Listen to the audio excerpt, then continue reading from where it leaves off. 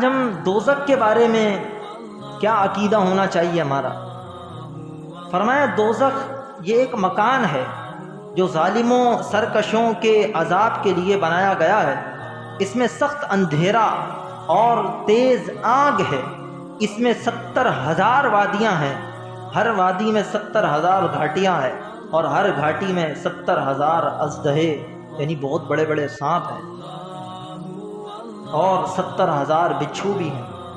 کافر اور منافق کو ان گھاٹیوں میں ضرور پہنچایا جائے گا۔ اللہ ہمارا ایمان سلامت رکھے۔ یقین کریں اپنے رات کو سوتے وقت نا، میں سچ بتاؤں، روزانہ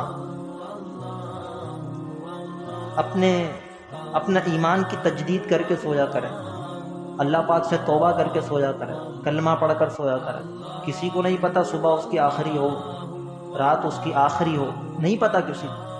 تو اگر آپ کلمہ پڑھ کر سوئیں گے، تجدید ایمان کر کر سوئیں گے، اللہ نے چاہا تو اس کلمے کی برکت سے اللہ بغیر حساب و کتاب کے جنت میں داخلہ عطا فرمائے۔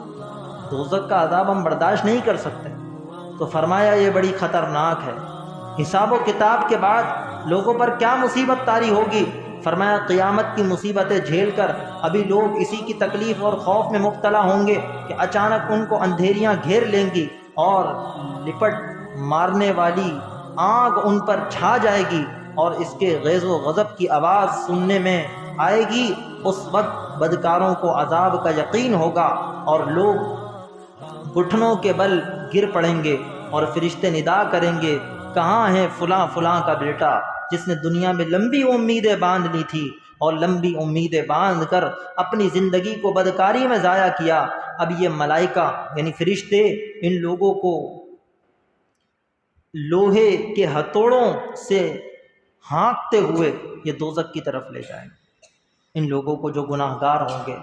اللہ پاک ہمارا ایمان سلامت رکھے۔ فرمایا کہ جہنمی کے لیے سب سے ہلکا عذاب کیا ہوگا بھائی؟